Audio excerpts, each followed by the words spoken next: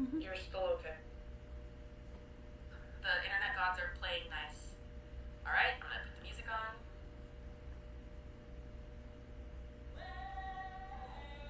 I will talk while I'm singing. Hello, Myanmar. This is Wiwicham, Manwiptam, Paishuktam, Pinyanwa, the four horsewomen of truth telling, and we are excited to bring our second episode to you.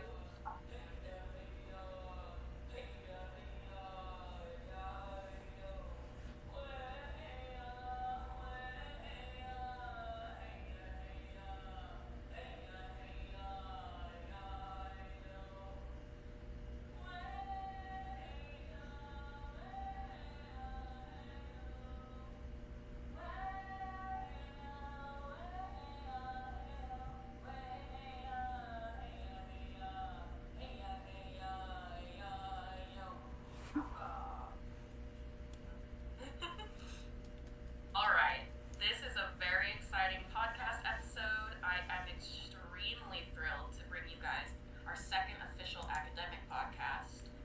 And we are going to be answering some questions our professor so kindly wrote for us, which is very exciting.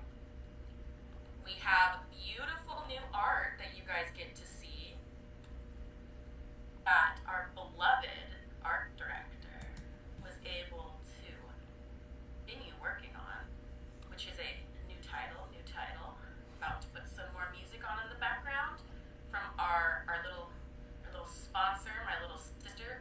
Whoop! Put that on in the background. And turn Flavia back down a little bit.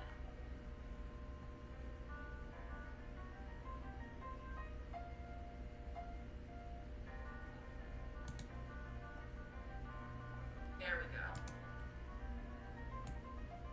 Alright. Can we see me moving? Great. I can see myself moving. Awesome. I'm so thrilled that we are able to meet again and bring you a fantastic second installment. Enough of the introductory bullshit of me fiddling around and trying to get music going. Let us start this amazing podcast. We have a reception for you. We have hills for our beloved members of this podcast. I am Catherine Lumaine Huber, Mioha Hauka. I am the Indigenous consultant for our podcast. Alicia? Well, I wasn't. Sorry, I didn't know whether we were gonna go straight down and back up. You're good. I said your name. You're next. Okay. Hello, I'm Alicia. I'm currently the digital art director. I promise I will get this finished by the next podcast. I've been pretty busy, but I would like to switch it over to Alyssa. Yeah, my name's Alyssa. I am the now environmental investigator of this Shalia. Hi, Banev. I'm Shelia. I am the psychological impact evaluator of the group. We love it. We love it. All right. So our first question that we are going to be discussing is each of these week's readings and videos covers aspects of one or more of the topics of ecology, story, and the responsibility or place of humankind in the world, the broader web of life, and within the life cycle. How did these three topics connect across the readings and videos? Would like to start us off? I can do so. Yeah, you are an eye starter, so I'm also a permanent starter. Awesome. So, all of the readings and the videos cover what the word story means to, and we're intending story just as, like a heads up, story with a capital S in this podcast. So all of the readings and the videos cover what the word story means to each of the people who are in the TED Talks or even the authors themselves, and especially how it pertains to the land, and how we live on it and how we utilize it. So all of the topics discuss the importance of the stories, how Indigenous people utilize their stories to respect and honor the land while simultaneously utilizing it for farming and other aspects as well. And I think it's really important to point out the fact that all of these information, their words of wisdom. They're ones that the indigenous people utilize whenever they need something to rely on based off of the situation. They're not fictional. They are history that we're going to go ahead and cover a sneak preview in the other two questions, but they are utilized essentially as a keyword and like a framework of how to live life according to the generations prior and what has been taught to us. Absolutely. I'd like to move in with a specific example of what I found in the first topic. I, as somebody who is an admirer of Lila June, she's a brilliant woman. She's a brilliant artist. She's so talented. And in our bonus podcast, I'm going to make y'all listen to one of her songs. I will be at my little reference for myself of how I answered these questions. So I gotta disagree with Lila June a little bit. I do kind of think that the Earth would be better off without humans in the form we are. Humans currently are kind of parasitical, but Lila June talks about a life and a reality where we could be more than that. She talks about her Navajo traditions and other cultural traditions, more importantly, specifically, story in the land. The specific story in the land that I wanted to bring up from her that helps connect to other ones is in the water. And I think they said on the East Coast where the water in the lake, the sediment of the pollen and the ash would go down. And for around 3,000 years, they could tell that indigenous people were burning the landscape, burning the low grass, making sure that the trees would be burnt to protect the land. When pilgrims showed up, they read the land's story incorrectly. The pilgrims called it an Edenic wilderness. It was not an Edenic wilderness. It was a land carefully taken, stewarded, and consistently, traditionally retelling the story of caretaking. Moving into Leduc, she brought up the connection to wild rice. That as long as there is wild rice, their people shall exist. That is a story. And another story she brings up ecologically is prophecy. This prophecy of choices we make. The choice between the easy and lush path or the hard and burning path. That right there, this prophecy that Western ideology would call not a story or not real, is story with a capital S. In the actual text that we read about triballography, we found out that story is power, story is people, story is everything. And I think these texts all interconnect with this reality that story is life. The land is story, people are story, everything is story with a capital S. Can I just add on what Catherine and Celia beautifully said? I would like to go on to the part of stories of past people and how it relates to ecology and the way of life. I will discuss this a little more in the how is Western ideology of or Western's idea of story different and incorrect compared to American Indians, but I'll just give you first. I think the main thing, especially with all three of them, was that the past is important. That it is something to learn from and to learn. Like June specifically mentions these techniques have existed within indigenous tribes for thousands of years. Yet it's discarded because it's old. This is outdated. Even though this is something that could truly benefit. And also Luke also mentions this. There's techniques of how her tribe revolves around the rice, as Catherine beautifully said. And these techniques can be still learned now, and how we could protect them from, like DeLuke also said, from fracking and other environmentally dangerous stuff. Yes. Fracking. To add on to all of you guys, but also take it from what Catherine was saying, I felt inclined to agree with her that we are parasitic species. However, as June lovingly puts it, humanity has a place in the world. And through like our natural management techniques, we can actually help our environment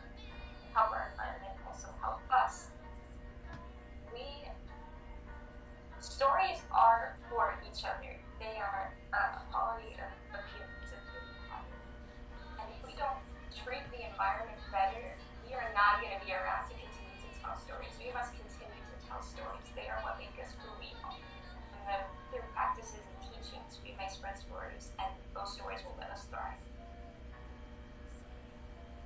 What an accurate form of question from our beloved environmental investigator.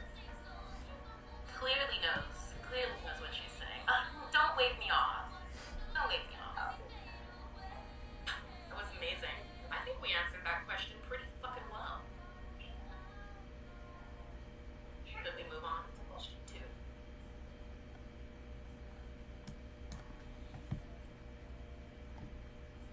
2? Ooh. We lose Shelia? Did we? Oh no, she's there. Oh, she's back. Okay. You're muted? Is that you want to be?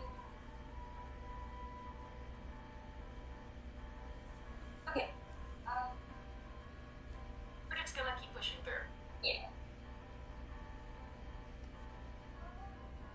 What do each of these readings and videos have to say about the term story? How is the term story used in each one? I gotta, no, I'm not intending to roast the professor. These questions are really similar. Yeah, there's gonna be a lot of overlap. That's okay. But I would say, I'm gonna try and summarize all of it, like what all of them are saying about story. I think they're all using story in a much more reverential way than any Western theology would use story. I feel like Lila June comes in with an extremely traditional form of story. She 100% talks about tradition, how the land is cared for, this interwoven connection between people, the Anthropocene, and nature, and how they work together. I think her story of the buffalo is kind of one of the perfect examples of talking about the land and how it was cared for. Let's say her variant of story and the term for story is very eco-science based and very traditional. LaDuke, I feel, is similar but slightly more contemporized in that her focus on story seems a little more like a commentation on what Western story is. Like, she is using this idea of telling stories and tradition, but again, she ties it back to the land and tradition with the wild rice, with the corn, and the way that she talks about how the corn that she chooses to plant, and how her father says she doesn't want to hear. I don't know if he said like this. I don't want to hear shit about your philosophy until you can grow corn, which I think right there in and of itself is the definition of story, because corn is an indigenous story. The way that it was developed, the way that it was processed, and in the tribal-ography document, story is everything. Is kind of what I translated. Story is power. Story is people. Story is sovereignty. Story is an intricate web of life, how it interacts with each other. And I will move it on to whoever wants to go next. I would just like to add more on based off the tribal-ography. I'd like to also say that stories are not meant to just be rigid. They are to be changed. That's why they're an oral tradition and not written. It's because you interpret it each time. The file or document specifically states that it's based off the group and the time that we're listening it in. It's not like a book where it's forever written. You could change it, and it's meant to be changed and interpreted in different ways. Yeah.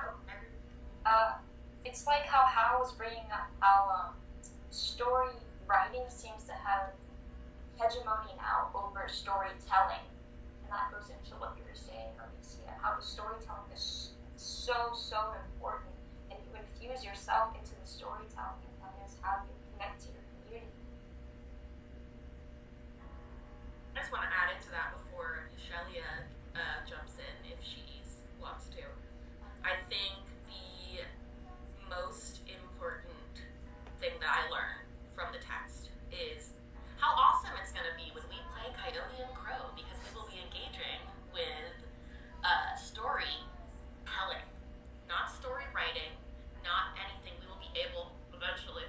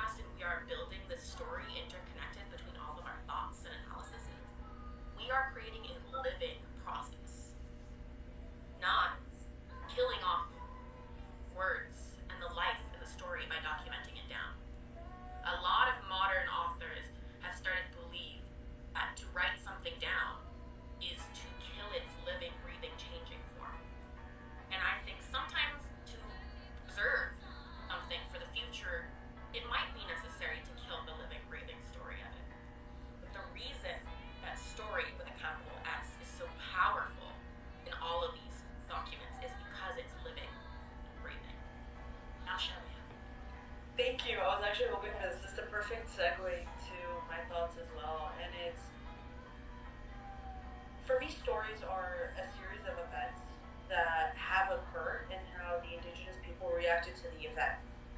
So, in a perfect example, we're talking about wild rice, we're talking about corn, how we're able to go ahead and put respect on not just those specific produce and to be able to sustain the people that utilize the produce, but also the land and how to keep it healthy for generations and generations to come.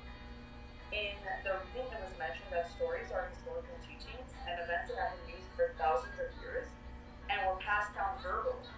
And like Catherine said, it was all passed down verbally, none of it was documented. But unfortunately, the way Western ideology is, unless something is written down, there is no value nor merit to it. Which is why, even more so, a lot of, if not all, indigenous values and teachings were discredited, not even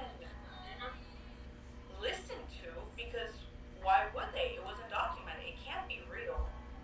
But even more so, it's like both of the TED Talks actually discussed the importance of stories pertaining to land, science, farming, all of the other great stuff that we take advantage of, and how to make sure, like I said, not only are the crops are able to grow, but respecting the land to ensure that generations to come are able to go ahead and utilize that. None of that would be possible without stories. None of that would be possible if they weren't passed down. And kind of side note, I think it's incredibly commendable and honorable that these stories have stayed the same for generations and generations of years, even though it was passed down quickly. It says a lot about how they are the truth. You don't need to alter the truth if it's the truth. And I think even more so, that's the beauty of indigenous teachings is there's nothing to be faltered, there's nothing to be changed, which is why there's nothing to document them. At least on paper. Yeah. Yes, I have to build it because you just said the most amazing thing. The difference is that indigenous stories aren't truth. They aren't lies spun up to make a little kid scared of a boogeyman. They aren't, a tale that's fictionalized to teach a moral. They are. That is everything. For a story to just be. No, continue to just be. Like in our community, for the Capeno people, we are very strict about retelling the story correctly. And for some tribes, if you make a mistake and tell the story wrong, you are no longer a storyteller. If you can't keep it right and tell it right and do it correctly and change it too much, you will get in trouble in the past. And that proves that story is living. And Western stories, if you tell it, if the fish gets bigger every single time you tell the story, it's okay. For indigenous people, the fish cannot get bigger every time you tell the story, because that is making a new story, and that's not the point. I love that you brought up all that you said, Shelia. Brilliant. Fantastic. Thank you. I think that means we can move on to question 3. Oh, I love question 3. Look at us slaying the house. Alright, I'll read this question again. The concept of story is central to both American Indian studies and many Native North American cultures. Yet, the Western definition of story is inaccurate, dismissive, and act as an extension of colonial oppression. What does the term story mean in the American Indian studies sense of the word? Hint. Western dictionaries will give you so many wrong answers. Go deeper in your research. How you read and view this week's materials, and how you talk to each other. Shelia, my love, I know you want to start us off.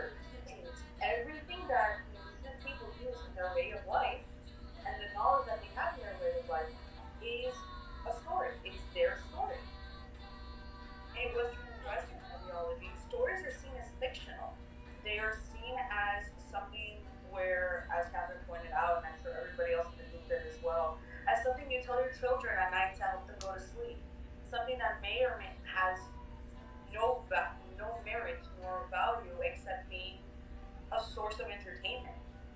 Stories aren't entertainment in the indigenous sense of the word. They are teaching. Stories have been used for thousands of years by indigenous people as a way to preserve and teach their culture to their little ones, their history, their sciences, how to farm, where to farm, the preservation of the land, of nature, of the people around them.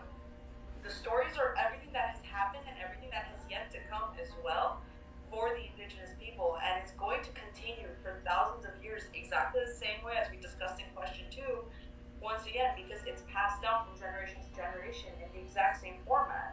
All that changes are the people who are presently teaching it and the ones that have been taught it. That's the only thing that's different about it. The stories are the way of life.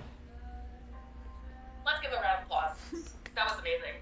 Thank It was you. I bet. fantastic. That was honestly, we had a practice and you said your answer, but you utterly blew everything out of the water with that. Thank you. Thank you. I try.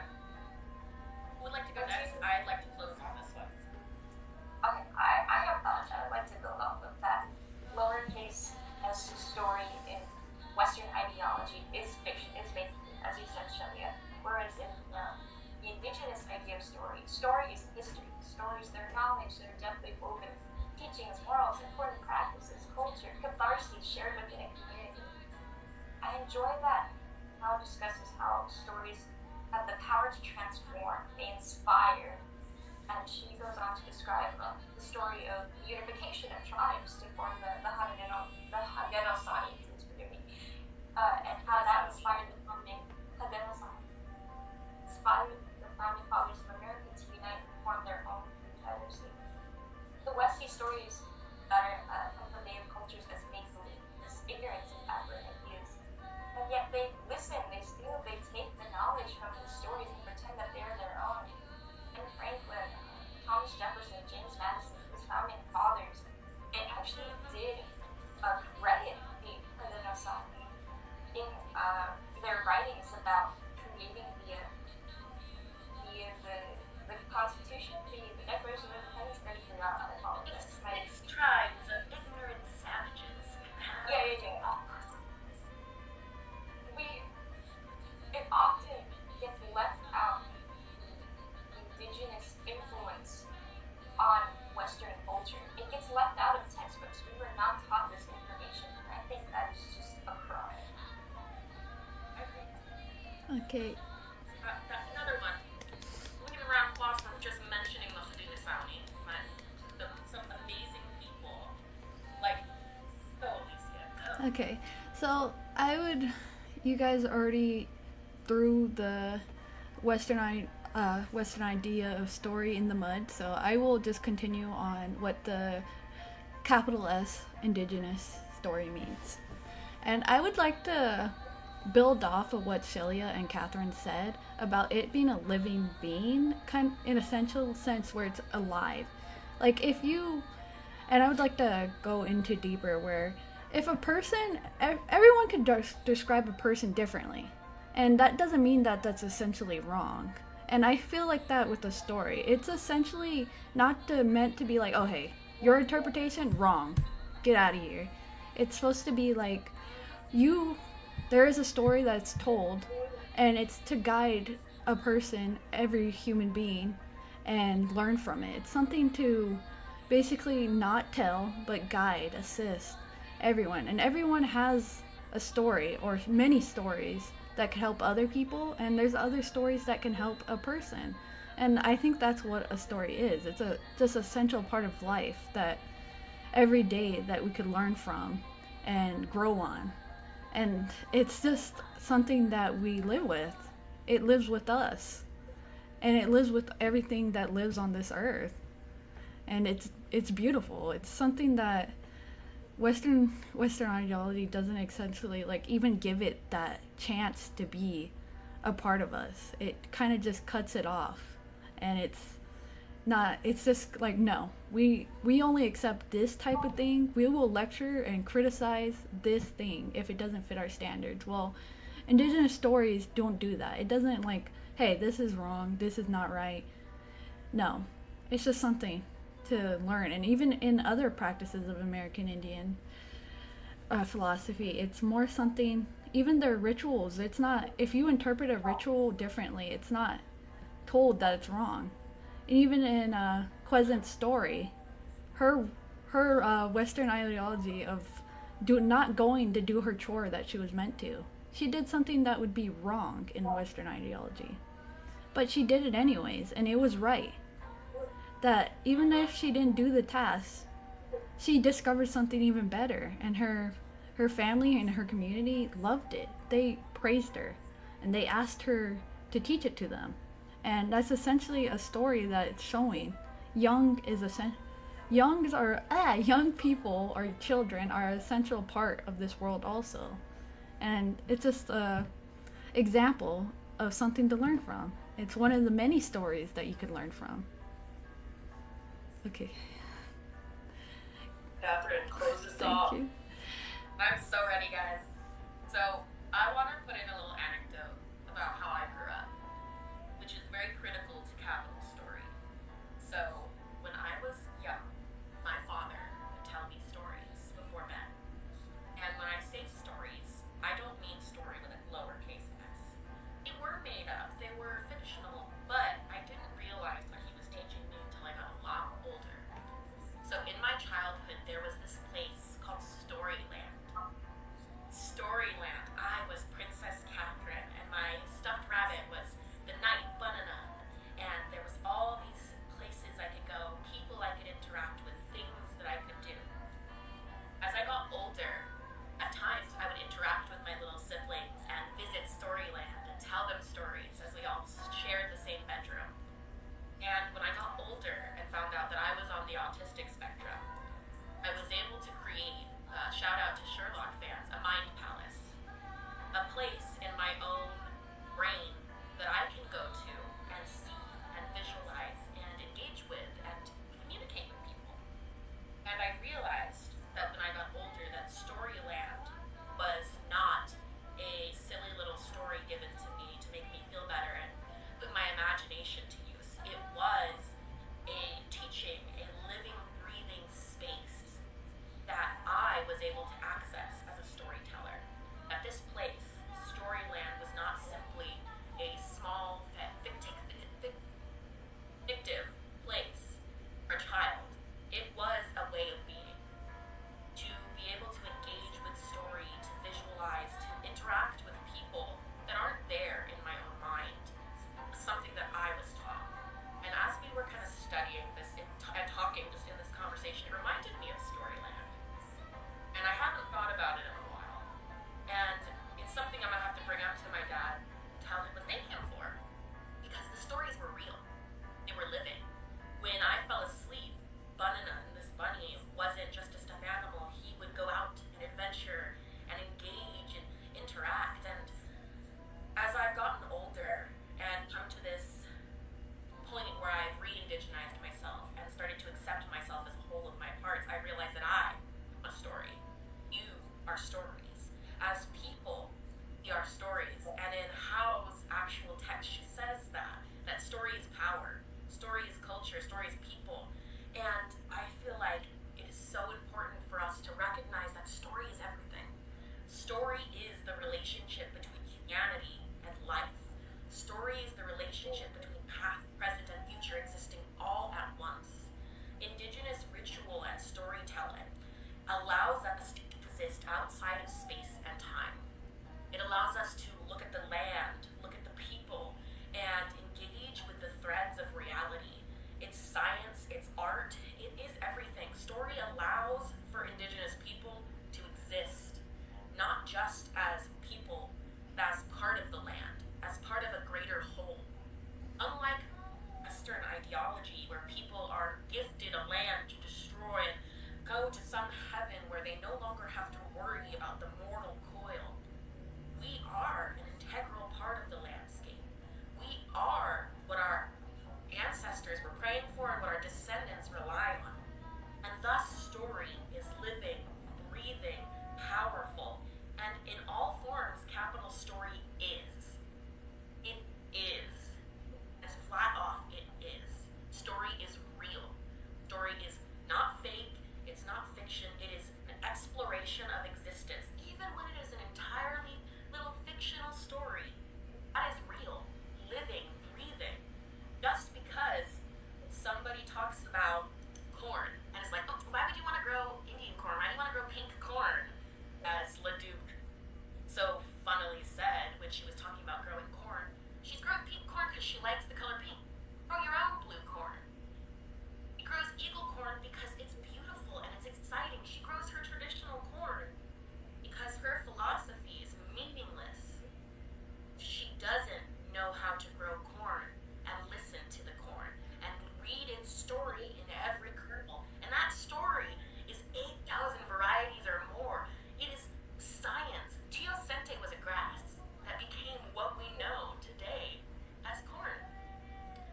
That right there, that proof of the corn that Leduc brings up, story. The fact that Monsanto, boo, fuck Monsanto. Monsanto's corn failed. It fell over. It fucking did not survive a windstorm. But her corn, short, she thought it wasn't working well. No, it was prepared for how to grow and survive. And what she had, a handful of seeds, is now a field. That is a story. A story is a handful of seeds. Becomes a field of dreams. That's where I'll end it. Thank you.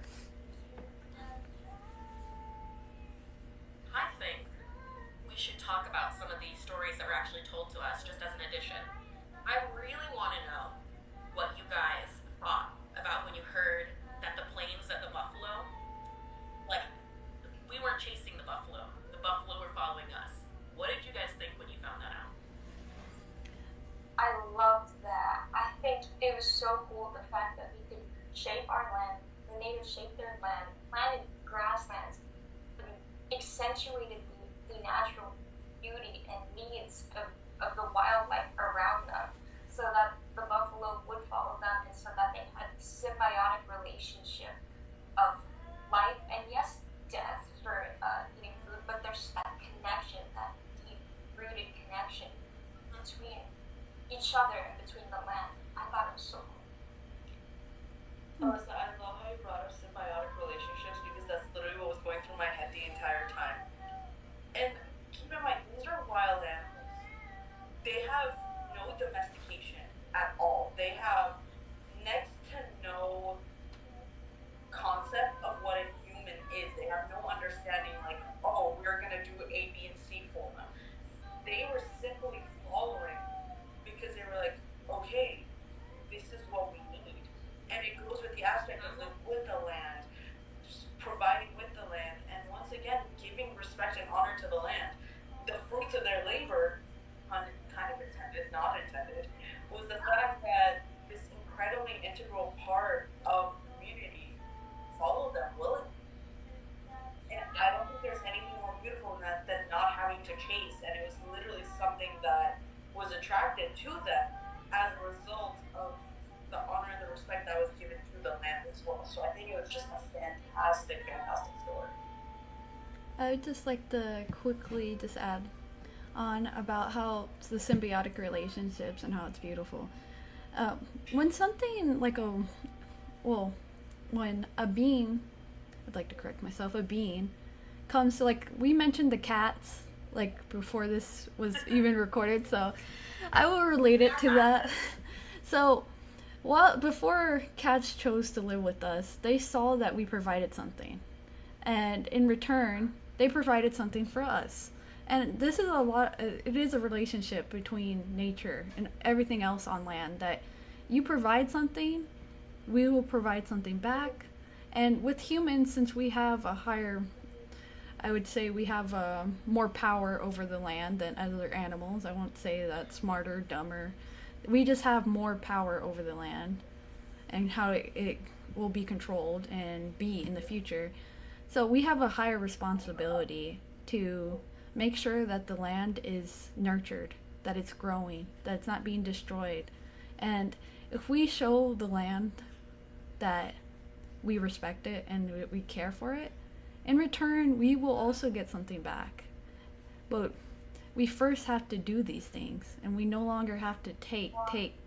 We have to give something back, and more, at least the same amount, because we live on this earth, as we previously mentioned a bunch of times, but we live on this earth, and so we have to at least maintain it to where future generations of people will live. And it's something that isn't really thought about, especially for past generations. It's like, oh, we'll just do this and we'll think about it later. They could think about it later, but it's just getting worse, and until it gets better, it's going to continue until we can no longer live here. It may not be us, but it will probably be our children's children. It'll be a part of us. It'll be someone that was related to us, someone that's not even related to us, but we loved, someone that's descended from someone we love or cared about, and we should at least care for them too, even though we don't know them. We will never know them in the sense that they will know us, but we could try to give them a gift. And I'm gonna close